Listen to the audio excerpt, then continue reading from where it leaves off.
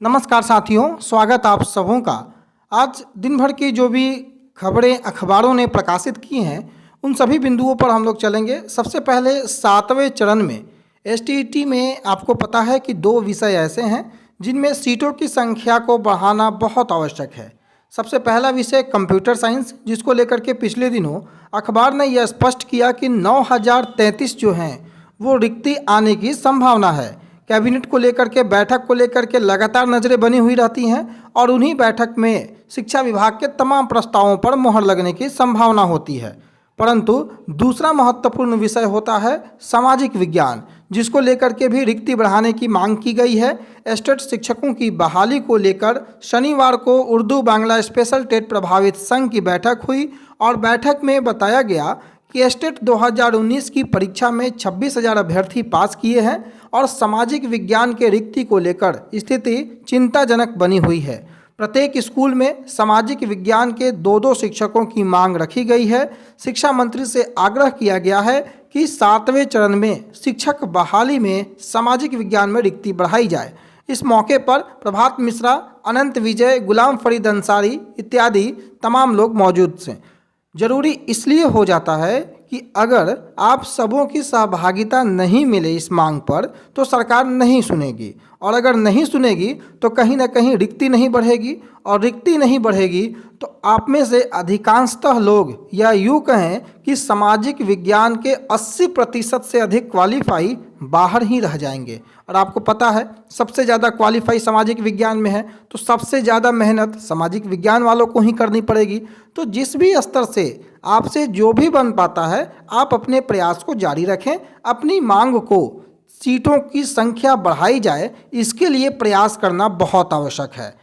दूसरी ओर अगर हम चलें तो कई महत्वपूर्ण खबरें आज के अखबारों ने भी प्रकाशित किया है।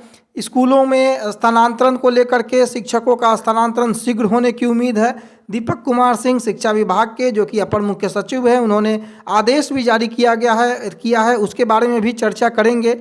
मधुबनी से ये खबरें हैं कि शिक्षकों का स्थानांतरण शीघ्र होने की उम्मीद है। हालांकि पिछले दिनों खबर यह भी आई थी कि पहले 7वां फेज होगा, उसके बाद शिक्षकों का स्थानांतरण होगा, और अगर शिक्षकों का स्थानांतरण पहले होता है तो यानी कि 7वें फेज में और विलंब की संभावना होगी। हालांकि इस पर अंतिम मुहर अभी नहीं लगी है, ये उम्मीद है। 18 सूत्री मांग रखी गई है संघ के द्वारा बैठक में, परंतु अब तक इसमें स्पष्ट रूप से दिशा निर्देश जारी नहीं किया गया है।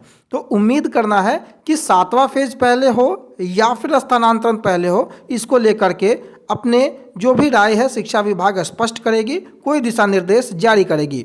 परंतु जो सुनिश्चित करना है कि शिक्षक जो स्थानांतरण के लिए लगातार परेशान है उनकी भी बात सुनी जाए, और इस संदर्भ में शिक्षा मंत्री और शिक्षा विभाग के उच्च अधिकारियों के साथ जो बैठक हुई उसमें इस मांग को रखा गया है। और सबसे महत्वपूर्ण बात, माध्यमिक विद्यालयों में जो प्रधानाध्यापकों की नियुक्ति की प्रक्रिया है वो और सरल होगी। कारण क्या है, आपको पता है कि पिछली बार जब ये परीक्षाएं हुई थी तो बहुत ही कम संख्या में अभ्यर्थी क्वालिफाई हो पाए थे। शिक्षा विभाग ने तैयार कर लिया है प्रस्ताव, बीपीएससी को अनुशंसा भेजी जाएगी, और शिक्षा विभाग के अपर मुख्य सचिव दीपक कुमार ने आदेश जारी किया है। क्या आदेश है कि राज्य के 81,360 विद्यालयों का फिर होगा नियमित निरीक्षण। बीईओ, डीपीओ एवं डीईओ को अहम जिम्मेदारी दी गई है। राज्य में जो भी 81,360 सरकारी विद्यालयों का इस माह से फिर नियमित निरीक्षण होगा, और इसमें 72,000 प्रारंभिक एवं 9,360 माध्यमिक और उच्च माध्यमिक विद्यालय हैं। हर सप्ताह बुधवार एवं गुरुवार को विद्यालयों को अफसरों द्वारा निरीक्षण अनिवार्य कर दिया गया है, और यह जानकारी शिक्षा विभाग के अपर मुख्य सचिव दीपक कुमार ने आदेश जारी किया है और कहा है कि निरीक्षण के दौरान जो निरीक्षण करने वाले जो अधिकारी हैं उनके द्वारा बेस्ट मोबाइल ऐप पर ऑन द स्पॉट विद्यालय की तस्वीर खींचकर अपलोड करना होगा, ताकि मुख्यालय पर उसकी मॉनिटरिंग हो सके और किसी प्रकार की कमी या शिकायत पाए जाने पर तत्काल कार्रवाई की जा सके। तो जो जिम्मेदारी दी गई है बीईओ, डीपीओ, डीईओ को, ये अहम जिम्मेदारी शिक्षा विभाग के अपर मुख्य सचिव ने दी है। कुल 81,360 विद्यालयों का नियमित निरीक्षण होगा। हर माह 8 प्रारंभिक और 3 माध्यमिक और उच्च माध्यमिक विद्यालयों का निरीक्षण डीईओ करेंगे और शिक्षा में सुधार के लिए एक अच्छा कदम माना जा सकता है। परंतु दूसरी ओर जो मैंने बात की, प्रदेश के माध्यमिक विद्यालयों में नियुक्ति की प्रक्रिया को सरल बनाया जाए और ये प्रधानाध्यापकों के लिए है, क्योंकि इससे संबंधित जो परीक्षाएं पहले हुई हैं उसमें क्या स्थिति है वो आप लोगों से छिपी नहीं है। शिक्षा विभाग ने प्रस्ताव तैयार कर लिया है। इसमें निगेटिव मार्किंग से लेकर परीक्षा के समय में बदलाव तक की व्यवस्था की गई है। परीक्षा में अब माइनस मार्किंग का प्रतिबंध हट जाएगा। साथ ही परीक्षा की 1.5 घंटे की जो समय सीमा में भी बढ़ोतरी होगी।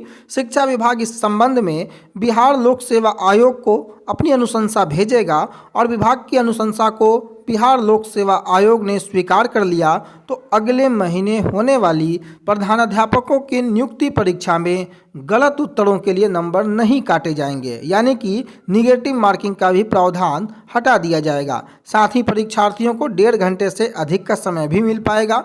शिक्षा विभाग से मिली जानकारी के मुताबिक बिहार लोक सेवा आयोग की ओर से 6421 प्रधानाध्यापकों की नियुक्ति के लिए जो परीक्षा ली थी उसमें मात्र 421 अभ्यर्थी ही सफल हुए थे और इस तरह प्रधानाध्यापकों की 6000 से अधिक रिक्तियां बाकी रह गई हैं। ऐसे में बड़े पैमाने पर अभ्यर्थियों के असफल हो जाने के कारण शिक्षा विभाग सकते में था और आयोग को दोबारा परीक्षा और दोबारा विज्ञापन निकालने की आवश्यकता पड़ी और दिसंबर में परीक्षा भी संभावित है। खाली पदों को भरने के लिए शिक्षा विभाग ने प्रधानाध्यापकों के नियुक्ति के लिए पहले से तय परीक्षा का स्वरूप में बदलाव करने का प्रस्ताव किया है और प्रक्रिया को सरल बनाने का प्रस्ताव किया है। मंशा क्या है विभाग की? बिहार लोक सेवा आयोग जिस तरह दूसरी परीक्षाएं लेता है वैसे ही परीक्षा प्रधानाध्यापकों की नियुक्ति के लिए आयोजित हो। परीक्षा का समय 1.5 घंटे से बढ़ाकर 2 घंटे किया जाए और इस तरह प्रारंभिक विद्यालयों में प्रधान शिक्षकों के 40,000 पदों के लिए यह परीक्षा ली जानी है। इसकी तिथि अभी घोषित नहीं हुई है। तो कुल मिलाकर जो भी प्रमुख खबरें थी इस वीडियो में हमने बताने का प्रयास किया। नियमावली को लेकर के जो 2022 नियमावली है, बहुत सारी अड़चनें और बहुत सारी भ्रांतियां हैं।